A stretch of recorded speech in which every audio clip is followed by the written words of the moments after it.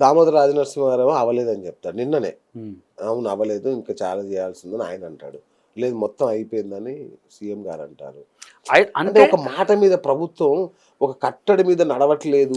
మనము ఇంత అంతర్గత ప్రజాస్వామ్యమా అని. మనం ఏంటంటే ఇప్పుడు అలొకేషన్ జరిగిన తర్వాత ఇప్పుడు ఫర్ ఎగ్జాంపుల్ మనం రేషన్ కార్డ్స్ ఇవ్వాలి. అవును, రేషన్ కార్డ్స్ లెవెల్ 1 ఇది.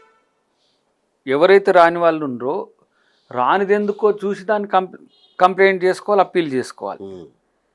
ఇది మొదలు ఇదే చివర కాదు కదా. ఇప్పుడు రైతు రుణమాఫీకి సంబంధించి కూడా 22,000 crores మీద నడుస్తున్నది. అది స్లోగా 31,000 crores పెట్టినాం. ఏ చిక్కులునే అవి రిజాల్వ్ చేసుకుంటూనే వస్తూనే ఉంటాయి. కానీ బడ్జెట్ని మనం వెనకకి తీసుకోలేదు కదా. ఇప్పుడు రైతు భరోసా ఉంది. రైతు భరోసాకు సంబంధించిన అంశంలో కూడా పంట యోగ్యమైన పంట వేసిన పొలాలన్నిటి కూడా మొదలు పెడుతూనే ఉంటారు. రాని వాళ్ళు మళ్ళీ పర్సువేట్ చేసుకోవచ్చు, ఎంఆర్ఓ ఆఫీస్ నుంచి తెచ్చుకోవచ్చు అది. కాబట్టి ఇట్లా అలొకేట్ చేయగానే నిమిషంలో అందరికీ ఉండాలనే ఆలోచనతో వీళ్ళున్నారు. అట్లా ఎట్లా ఉంటుందంటే ఏ సర్వే నెంబర్ ఉందో ఆ సర్వే నెంబర్లు అందరికీ సేమ్ మనం టింగ్ అని కొడితే అందరికి పోతుంది. ఇప్పుడు అట్లా కాదు కదా. పంట వేయని వాటికి, ఇండస్ట్రియల్ వాటికి, లేకపోతే కమర్షియల్ వెంచర్స్ వాటికి లేవు. పంట అర్హమైన అని ఒకటి పదం చేర్చారు. వేసిన లేదు అర్హమైన అనే వాటికి ఇప్పుడు సెకండ్ దాంట్లో వస్తుంది. అది ఏది ఇప్పుడు వ్యవసాయానికి మనం ఫుల్ వెయ్యం. అదే అంటున్నా. ఇప్పుడు 1,20,00,000 ఎకరాల భూమి సాగు యోగ్యమైంది ఉందనుకోండి. సాగు చేసిన పొలానికి ఇస్తున్నాం మనం. ఓకే, సాగు యోగ్యము ఇయ్యలేని పరిస్థితులు, కరువు పరిస్థితులు వస్తే ఒక చర్చ. ఎండాకాలం ఇప్పుడు 80 లక్షల ఎకరాలు వేసినాం అనుకోండి, రేపు 60 లక్షల ఎకరాలు వేస్తాం. అవును, అప్పుడు పంట పెట్టుబడి అప్పుడు 20 లక్షలకు ఇవ్వరు. పంట పెట్టుబడి ఇది. పంట మీరు వేసినందుకు మీకు పంట ఇప్పుడు పెట్టుబడి దేనికి ఇస్తున్నావు? వ్యవసాయం చేసిన దానికి. మన వాళ్ళు ఏంటంటే భూమి ఉన్నది ఇచ్చేయి, ఎంతైతే భూమి చెయ్యరు కానీ ఇచ్చేయి. ఇంకా కొంతమందికి ఏమో ఇప్పుడు మీరు కౌలు రైతు, నేను వ్యవసాయం అనుకోండి, నీ దగ్గర నుంచి నేను కౌలు తీసుకుంటాను, మళ్ళీ రైతు భరోసా కూడా నీకు రావాలంటున్నావు. పని చేసేటోనికి రావాలి, పని చేసుకుంటోనికి రావాలి. లేదు నీకేసిస్తూ వచ్చి మళ్ళీ నీకే అది రావడం అనేది అది కూడా ఒప్పుకోవట్లేదు. కాబట్టి ఎట్లా పరిష్కరిస్తారు? కౌలు రైతులు ఎట్లా పరిష్కరిస్తారు? కౌలు రైతుకు మనం ఏంటిది, మీరు అగ్రిమెంట్ లేకపోతే మీరు చేసుకోవాలి, లేకపోతే వారికే ఇస్తారు. ఇచ్చినట్టే కదా. ఇక మీది అగ్రిమెంట్ భూ హక్కుదారు, మీరు చేయట్లేరు, నేను చేస్తున్నా, నేను అప్లై చేసుకున్నా, మీకు శిస్తు కొరకు అగ్రిమెంట్ అయిందా? శిస్తు అంటే మీన్స్ కౌలు. రైట్, కాలేదు కాబట్టి ఇయ్యరు. కౌలు నువ్వు ఆయనకి ఇచ్చి, కౌలు ఇవ్వాలి, ఉత్తగా చేసుకుంటాను అట్లా. దానికి ఒక మొడాలిటీస్ పెట్టిండ్రు. అక్కడ కూడా ఏమైనా చిక్కులు వస్తే మీకు ఎంఆర్ఓ లెవెల్లోనే దాన్ని రిజాల్వ్ చేయడానికి కూడా ఉన్నది. కాబట్టి దాన్ని పెద్ద సమస్య కాదు. మనం ఇచ్చి బదనాం చూడు, ఇది అదే కదా పంచాయతీ. ఇప్పుడు రైతు రుణమాఫాలు 9 సంవత్సరాలకు చేసిండ్రు. ఎంత చేసిండ్రు? 12-13 వేల కోట్లు చేసిండ్రు. మొత్తం 16,000 కోట్లు ఏమో తెచ్చిండ్రు.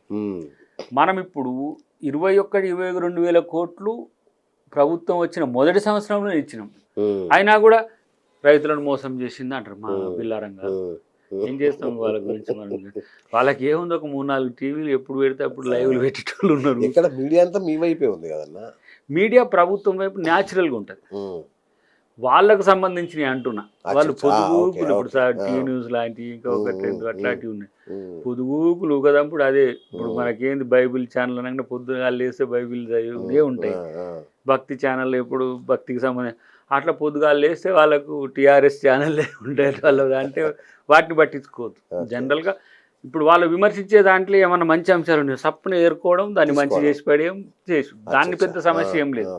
మనం గమనించలేదు ఒక అంశం, వాళ్ళు మన దృష్టికి తీసుకొచ్చిండ్రు. కానీ అన్న నిజం చెప్పండి, అంటే ఒక్క రేవంత్ అన్న తప్ప, అప్పుడప్పుడు మీ గొంతు తప్ప, ఆయనకు మద్దతుగా మిగతా మంత్రులు కానీ నాయకులు కానీ ఎవరు గొంతు విప్పని పరిస్థితి. అంటే వాళ్ళ చుట్టూ ఒక కొఠారి ఏర్పాటు చేసుకున్నారు.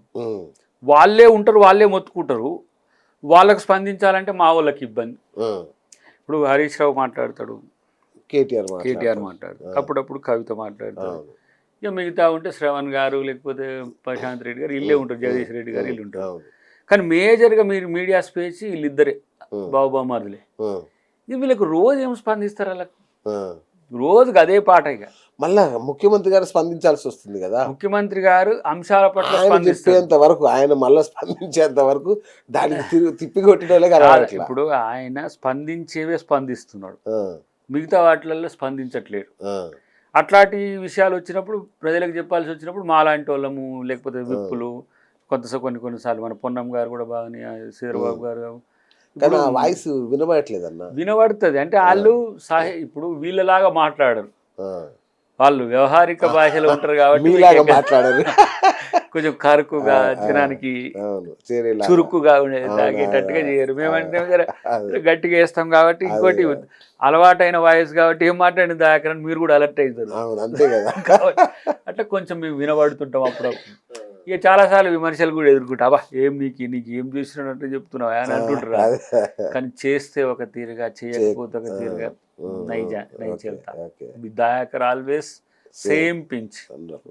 వస్తే మంచిది, వచ్చినా ఆగేది లేదు, రాకున్నా ఆగేది లేదు. అన్నిటికంటే ఎక్కువ పార్టీ కొరకు నా అవసరం భవిష్యత్తులో నేను వెచ్చించాల్సిన సమయం ఇంకెక్కువ ఉన్నది 29 తర్వాత.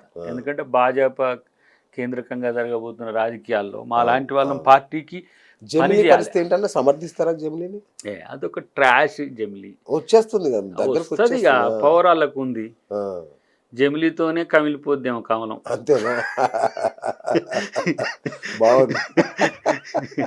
చెప్పలేము. ఇప్పుడు భస్మాసురుడు ఏం చేసిండు, మంచి అస్త్రం. ప్రజలు దీవించి మిమ్మల్ని పరిపాలించరంటే రాజ్యకాంక్ష, సామ్రాజ్యవాద కాంక్ష, రాజకీయ స్వార్థం తప్పితే భాజపాలో నాకు కొత్తగా ఏం అనిపించదు. ఇప్పుడు ఇన్ని రకాల సమస్యలు ఉన్నాయి. ఇప్పుడు మనం ఆ సమస్యల పట్ల వాళ్ళకు కమిట్మెంట్ లేదు. వాళ్ళు ఏం చేస్తుండ్రో వాళ్ళు చెప్పరు. కానీ అక్కడక్కడ రాష్ట్ర ప్రభుత్వాలు, కాంగ్రెస్, బీజేపీ ఇతర ప్రభుత్వాలు వచ్చిన మీద వీరుపడతారు వాళ్ళు. మరి నువ్వేం చేస్తున్నావు అని అంటే లేదు, ఏముండదు. ఇది ఓన్లీ పొద్దుగాలు లేస్తే ఇక వాళ్ళది ఏదో ఒక సోది. దేశ ప్రజలకు రేపు ఆర్థిక మాంద్యం వచ్చినాక భాజపా వాళ్ళు ఏం జరుగుతుందో తెలుస్తుంది. కానీ అంతకంటే ఎక్కువ ప్రమాదకరమైన ఏంటంటే ఈ మతాల ఘర్షణకు పోకుండా దేశాన్ని కాపాడుకోవాల్సిన అవసరం ఉంది. ఆ విభజన స్పష్టంగా జరుగుతున్నట్టుంది. ఆ పోలరైజేషన్తో వాళ్ళకు వచ్చే నష్టం ఏం లేదు, వాళ్ళకి రాజకీయ ప్రయోజనం కలుగుతుంది. ఇప్పుడు మహాకుంభ్ అనేది అందరం చేసుకునేది కదా దేశంలో, ఇప్పుడు కాదు కదా. మీరు స్వాతంత్రం కంటే ముందు కూడా 1850s అంతకంటే ముందు కూడా ఈ ప్రయాగ్రాజ్లో జరిగేది అసలు ఏ పార్టీకి సంబంధం ఉండదు. మీరు ఇప్పుడు ఆ మహాకుంభ్ చూస్తే అది బీజేపీది అయినట్టు అవుతుంది. దాదాపు 25 కోట్ల మంది అంటే 25 కోట్ల మంది కాదు, వచ్చేసారి 40 కోట్ల మంది కూడా వస్తారు. కానీ అది బీజేపీ మహాకుంభ అవుతుంది, కరెక్ట్. అంటే భారతదేశ మహాకుంభ కావట్లేదు. కాబట్టి వాళ్ళు ఏంటంటే మన పండుగలను, మన ఆచారాలను అంతా బీజేపీ ఓన్ చేసుకునే పని అంతే తప్పితే బీజేపీకి వాళ్ళకి ఏమంటే మా ప్రభుత్వం ఉంది అంటారు. ఫర్ ఎగ్జాంపుల్ మీకు అయోధ్య ఉంది. అయోధ్య రాముడు 5000 సంవత్సరాల ముందు నుంచి అందరి వాడే కదా. ఇప్పుడు బీజేపీ వాడిని చేసుకునే పని వాళ్ళు. మళ్ళీ రాముడు ఒప్పుకోలేదు కదా. ఎందుకు ఒప్పుకుంటాడు? అక్కడ అదే వాళ్ళు ఓడిచ్చాడు కదా అక్కడ. ఇప్పుడు అంటే అందరిది నాది అనేది స్వార్థం, అందరిది మనది అనాలి. కరెక్ట్. అది సూక్ష్మం మర్చిపోయి కాదు, వాళ్ళ ఉద్దేశమే అది. ఇప్పుడు ఆర్ఎస్ఎస్ కూడా ఇప్పుడు 100 years ఇప్పుడు వాళ్ళు ఈసారి ఏం తలంపు అంటే రాజ్యాంగాన్ని మార్చాలను, లేకపోతే భారతదేశ అస్తిత్వాన్ని మార్చాలని ఒక ఎత్తుగడ ఉంది. రాజ్యాంగాన్ని మార్చాలని ఆలోచన వాళ్ళ గట్టిగా ఉంది. ఎందుకంటే ఇప్పుడు హెడ్గేవర్ గారు మన తెలుగుకు సంబంధించిన ఆయనే, తెలుగుతో మరాఠా మన కేశవరావు హెగ్డే, ఆయన తెలుగుకి ఎలా సంబంధం? ఇక్కడే కదా బాసర పక్కన వాళ్ళ పూర్వీకులది. అవునా? హెడ్గేవారది కందమర్తి సంథింగ్ విలేజ్ ఉంది, అక్కడ కూడా పెద్దది కడుతున్నారు ఆయన స్మారకం లాంటిది. తర్వాత హెడ్గేవర్, గోల్వాల్కర్ వీళ్ళు అప్పుడు ఆర్ఎస్ఎస్ ఏర్పాటు చేసేటప్పుడు ఈ దేశాన్ని మీరు అనుకుంటున్నట్టుగా కాకుండా మేము అనుకున్న మార్గంలో నా వారసులు వస్తారు, రేపు అట్లా చేస్తారని చెప్పిపోయింది వాళ్ళు 100 సంవత్సరాల క్రితం. ఇప్పుడు 1925 నుంచి 2025 100th year హిందూ స్టేట్ చేయాలనే ఆలోచన ఉంది వాళ్ళకి. ఇది హిందూ స్టేట్. కొత్తగా మీరు చేసేది ఏమో, భారత రాజ్యాంగమే 70% హిందూ మూలాలతోనే తయారు చేసిన బాబాసాహెబ్ అంబేద్కర్ చెప్పిండు, మీరు మేము చెప్పింది కూడా కాదు. అంటే లౌకిక అనే పదాన్ని లేపేద్దామని ట్రై చేస్తున్నారు. కాదు, మనువును చంపిండు ఆయన, వీళ్ళు మళ్ళా మనువును బతికిచ్చే ప్రయత్నంలో ఉన్నాడు. Okay okay okay. దాంట్లోనే ఇప్పుడు సమస్య అక్కడే వస్తుంది. ఓకే. ఏది ఇప్పుడు కల్చర్లో ఉండే క్రైమ్ తీసేయడానికి ఆయన చేసిన చట్టాలన్నీ కూడా అంతర్జాతీయ చట్టాలని క్రోడీకరించి ఒక 20% అంతర్జాతీయ చట్టాలని మన భారత రాజ్యాంగంలో పొందుపరిచింది. అవును. ఇది వాళ్ళకి విదేశీ ఆత్మ. ఓకే. రామాయణ భాగవత ఇతిహాసాలన్నీ కూడా నీకు భారత రాజ్యాంగ పురాణాల్లో ఉంటాయి. కానీ ఈ 20% మనం ఐరిష్ నుంచి, అమెరికా నుంచి, అన్ని దేశాలకు తీసుకున్నాం కదా. ఎక్కడెక్కడ డెమోక్రటిక్ వాల్యూస్ ఉన్నాయి వాళ్ళు పాదుకొల్పి అప్పట్లో ఏది ఛాంపియన్ ఉన్నాయో వాటిని తీసుకొచ్చి అడాప్ట్ చేసుకున్నాం. ఇప్పుడు వాళ్ళకంటే ఎక్కువ పవర్ఫుల్గా ఉన్నాం మనం, వాళ్ళకంటే మోరల్ ప్రాక్టీసెస్ లో మనమే అడ్వాన్స్ ఉన్నాం. ఆ 10% ఆయన హ్యుమానిటీని యాడ్ చేసింది. ఇది మహిళా వివక్ష ఉండొద్దు, మహిళా సమానత్వం ఉండాలి, బడుగుల సమానత్వం ఉండాలి, మనిషి మనిషిగా ఉండాలి. ఈ సమానత్వ సూచనలన్నీ కూడా హ్యుమానిటీ నుంచి తెచ్చింది. వాళ్ళకి ఇది విదేశీ ఆత్మతో చేసిన రాజ్యాంగం అంటాడు ఒకడు. కాబట్టి దాన్ని మనం మార్చాలి. సెక్యులర్ తీసేసి హిందూ పెట్టినా, హిందూ మార్చి సెక్యులర్ పెట్టినా మన అస్తిత్వంలో, భారత రాజ్యాంగ అస్తిత్వంలో మార్పు పెద్దగా రాదు. మనల్ని మనమే అవమానించుకునే ప్రయత్నం వాళ్ళు చేస్తారు. కానీ నేనేమంటా అంటే ప్రజాస్వామ్యం గురించి, పవిత్రత గురించి, మంచితనం గురించి ఇంతలా వేదాలు వర్ణించినట్టు వర్ణించే వాళ్ళు ప్రాక్టీస్కి వచ్చే వరకు, హత్రాస్లో ఒక ఆడబిడ్డ చనిపోతే తల్లిదండ్రులకు చూపకుండా కాల్చేసి, మనకి ఏది హిందూ ధర్మంలో ఉంది? ఇది ఒక 6 ఏళ్ల పిల్లను రేప్ చేసి చంపినోనికి వచ్చి దండలు వేస్తుంటారు. ఇదేం మానవత్వం రా బాబు. ఇప్పుడు మహర్లకు కానీ మిగతా కులాలకు గుర్రం మీద ఊరేగే హక్కు ఉంటుంది. గుర్రం మీద ఊరేగినందుకు వాళ్ళు చంపేస్తారు. గునా సంఘటన ఏంటి? పీడితుల పట్ల దాడులు జరుగుతుంటే మోడీ ఏడుస్తాడు తప్పితే ఏం చేయలేడు పాపం. మళ్ళా 56 ఇంచుల ఛాతి అంటాడు మావాడు కాక. కాబట్టి ఇవన్నీ కూడా వారికి రోజుకు పొద్దుగాల పోయి ఏం చెప్పొద్దు, పొద్దుగాల పోయి ఒక ఆస్కార్ పెట్టి రావాలి, మళ్ళీ సాయంత్రం ఒకటి ఆస్కార్ పెట్టాలి. ఎందుకని అంటాడు ఆయన, మీ నటనకు బేస్ ఏ హాలీవుడ్ అదైతే సూపర్ అంత రీచ్. కానీ ఎలక్షన్ల ముందే అది బాగుంటది బాగా. కానీ బట్ చూద్దాం, మూడోసారి కూడా తక్కువతోనైనా కూడా వాళ్ళ ప్రజల ఆశీర్వాదం ఉంది కాబట్టి, అది మిషన్ల ఆశీర్వాదం ప్రజల పక్కన పెట్టు. Power is power always. పవర్ను గౌరవించాలి మనం. కాబట్టి రేపటి రోజున ఏం జరుగుతున్నాడు, నేనైతే రేపటి నాయకుడు రాహుల్ గాంధీ.